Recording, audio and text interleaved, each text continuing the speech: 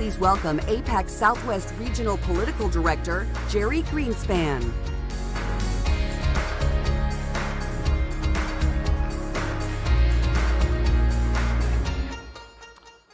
Good afternoon. Welcome to our showcase session, Bipartisanship in Action.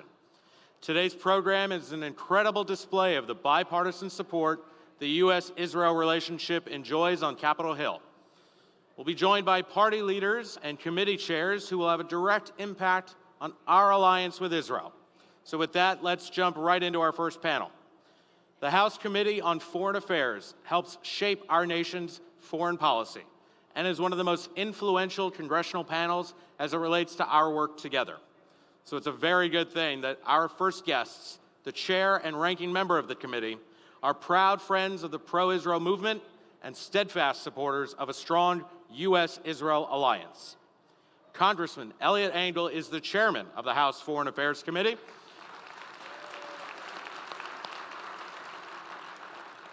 Representing New York City, he is a 33-year veteran of the AIPAC Policy Conference. Yeah. And of course, he remains to this day a vocal champion for the pro-Israel cause.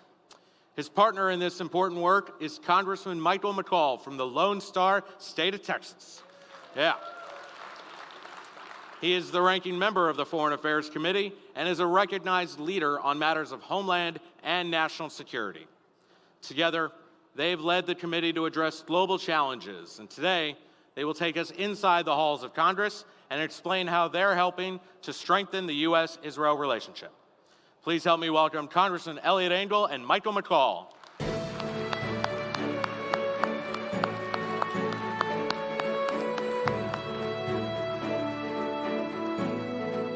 Chairman. Vice Chair. Congressman. Good to see you. Please. Congressman Engel, before we start, I should say I'm only 24 policy conferences behind you. Maybe if you skipped a few for us, I could catch up. Not a chance. Not a chance. Okay, we tried. Gentlemen, first of all, thank you so much for being here. Thank you for the incredible leadership that you've shown on the U.S.-Israel relationship and with respect to the committee, and that's where I want to begin. Because with a presidential election quickly approaching, if no one was paying attention, partisanship is at very epic levels. We see even today that it's almost impossible for Democrats and Republicans to come together on anything, even the most basic things that Congress should be working on. Historically, and even in today's climate, I would say the House Foreign Affairs Committee is a little bit different. You've continued to function well, and if I can quote the folks at Real Clear Politics, I want to get it right, you stand as the one island of calm in a sea of partisan enmity. And we've especially realized this as it comes to issues related to Israel. And I know it's not easy, and I want to start by saying thank you. And I want to ask, yeah, absolutely. As chair and ranking member of the committee, I want to ask, how do you get along so well? How do you continue to operate in such a bipartisan and collaborative fashion?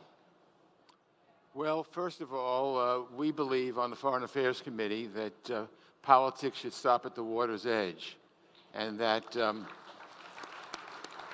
it's not very fashionable anymore in Washington to do that, but we've done that on the Foreign Affairs Committee, and we find out that when we work together, we accomplish a great deal. And so I'm very proud of the work Mike and I have done, and we try to talk to our members and bring them along as well, and we consider, again, ourselves the most bipartisan committee in the United States Congress. The objectives of what we try to do are very similar. For instance, support for the U.S.-Israel relationship. That is strong. There is strong support from both political parties on the Foreign Affairs Committee to strengthen the U.S. and Israel relationship. And that's very, very good and very important, because when people see that there is an agreement that the alliance between the U.S. and Israel is unshaken and unbroken and working really hard, it really goes a long, long way. And so I've had the pleasure of serving with Michael, and my predecessor as chairman, Ed Royce, we also did that as well. And I think the American people like what we're doing. And when it comes to Israel, the vast majority on both sides of the aisle, the Foreign Affairs Committee is pro-Israel, supportive of Israel, and will do everything they can to enhance the U.S.-Israel relationship. Absolutely. And we're very, very proud of that. Congressman McCaul. I think this is probably one of the most important committees in Congress, particularly now. I chaired Homeland Security when the rise of ISIS and the caliphate took place. Now it's nation-state adversaries like Russia, China, Iran, and North Korea. But I'm very proud of the work that Elliot and I have accomplished together. We have passed more bipartisan bills out of our committee than any other committee on the Hill today. Yeah, absolutely. And people say, how could that be done? I think it's because foreign policy should unite us. We travel overseas on congressional delegations, and I'm not representing my party. He's not representing his. We're there as Americans first, representing the United States, of America, and that's what we believe is important. Absolutely. And so I think it starts with relationships. You look at a lot of these other committees, and the chair and ranking member are constantly in a battle. The acrimony is at an all-time high. It's in vogue to be partisan because you get more attention, you get on television. But Elliot and I believe that our relationship, it's relationship-driven, and it's from the top down. Right. We agree on probably 95%. We're both very strong pro-Israel, and we're both very anti-Iran. And when you look at that, everything else geopolitically kind of falls nicely into place. When you look at the allies of Iran being China and Russia, and when you look at the allies of Israel being the United States and other countries in the Middle East. And so we set the tone at the top, and we think our members follow that. If we ever disagree, we always talk about it with civility. Sure. And I think that's what's missing in today's toxic world on the Hill is civility.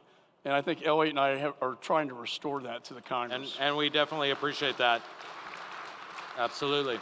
And you help me segue here, Congressman. I do want to turn and I want to talk about the threat from Iran. They pose multiple existential threats to Israel and multiple security threats to the United States, to Israel, as I said, and to the Arab states, to our allies in the region. The UN arms embargo we were discussing on Iranian imports and exports of conventional weaponry will actually expire in October. This is an incredible threat and an incredible concern of many people. If it happens, it exponentially increases the threat that they pose around the globe. You both are co-sponsors of an important letter to Secretary Pompeo on the issue. So tell us a little bit more about the threat and what we can do to help move this effort along to educate your colleagues.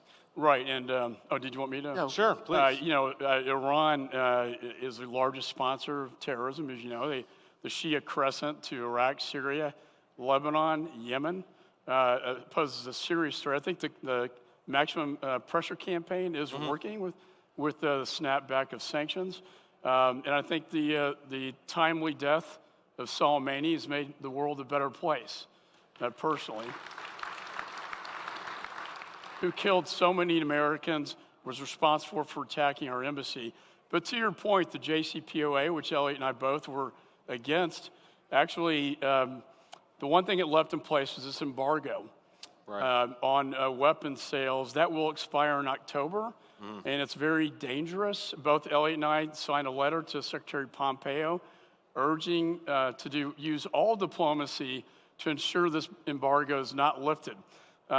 I'm concerned, however, the Russians and the Chinese are going to do everything they can to veto that UN resolution, because after all, they sell so many arms and weapons, Russians and Chinese, to Iran, and they have an alliance there, and I think it's a very dangerous thing, and I'm so glad that AIPAC is taking this issue head on with the members of Congress in their offices. And as everyone knows, this will be something that we lobby on tomorrow on Capitol Hill. Congressman Engel, Mr. Chairman, I want to ask, what are you hearing about this letter and this effort from your colleagues, and are we ready? It seems like the U.S. may be alone, as Congressman McCaul said, the U.S. will be alone in enforcing this continued embargo. Well, I think, as always, our members are overwhelmingly pro-Israel on both sides of the aisle. I think that you'll find receptivity when you go to the different offices. Israel's fight is America's fight, and America's fight is Israel's fight. And it's not only a matter of Iran and weapons affecting Israel, it affects the U.S., it affects all freedom-loving countries in the world. And I think it's very, very important that we focus on it. That's why AIPAC has always been so effective in doing its job. When I look at the 33 years that I've attended AIPAC conventions consecutively, and I'm proud of it. Yeah. I have seen these conventions grow from, I think in the early years we had about 700 or 800 people there, to a point where it's overflow crowd, let's put it that way. We're there now. And you know, we hear a lot of things in the media and a lot of nasty things and whatever. I just want to say that AIPAC has absolutely made a difference on Capitol Hill. You have absolutely made the difference. Sometimes people say, well, you know, I come over, I schlep to Washington. Is it really worth it? The answer is absolutely yes. Your members of Congress want to hear what you have to say. And when you visit members of Congress and you visit as a constituent, they will really listen to you. And we tried to make this letter as bipartisan as we could so that everybody, or almost everybody, would feel comfortable signing on to it. And again, it's very important. You know, when we talk about Iran, the problems with Iran are not only threats to Israel, threats to the United States, and threats to all our allies in the Middle East. Right. Things are different with Israel now than it was 30, 40, 50 years ago. Israel has relations, may not be official diplomatic relations with everybody, but behind the scenes, there's a lot of things, and they find out when I have Arab heads of state coming to visit me, they talk about the threat, the Iranian threat. They could have been an Israeli politician or an Israeli elected official, because everyone in the Middle East understands that Iran is a terrible threat.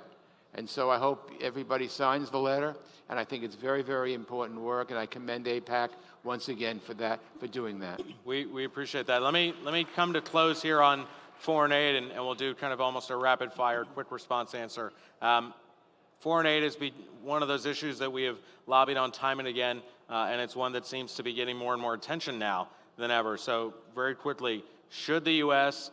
Be conditioning aid to Israel? Should we be looking to cut foreign aid overall? Obviously not to Israel, but should we be cutting foreign aid to places that have relationships with Israel that ultimately support Israel's aid? Congressman McCaul. Well, I think foreign assistance can encourage certain behavior. I would not be for conditioning Israeli. And one of the first bills that Elliot and I got passed was full security assistance to the state of Israel. We believe that was a very important move to show our bipartisan support. Conditioning aid to Israel has to be just about the stupidest thing I've heard in the 33 years I've been in Congress. It's absolutely outrageous, and I don't care from what party. Anybody who talks about conditioning aid to Israel doesn't get my vote. Well, Yeah. Sure. Just one other thing is, you know, Secretary Mattis said if you take away my diplomats, we're going to have to buy more bullets. Sure.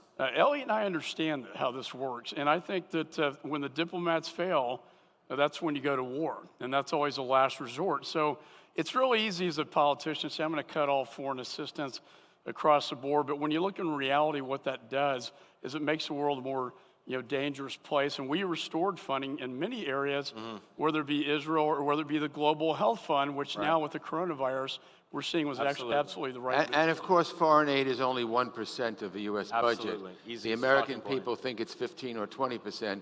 It's just one percentage point. And if there's one country who's made the most of it, it's certainly Israel. And if there's one country who's fighting their fight, but in a sense it's also our fight, it's Israel, and that's why it's so important for the U.S. and Israel, regardless of who's president or who's prime minister, maintain that special bond and that special relationship. And again, I want to commend AIPAC and AIPAC activists for all these years for really making a difference. Believe me, you've made a great difference on Capitol Hill. And gentlemen, we want to commend, we want to commend both of you. We want to thank you both for the incredible leadership and bipartisan leadership you've shown on the issue.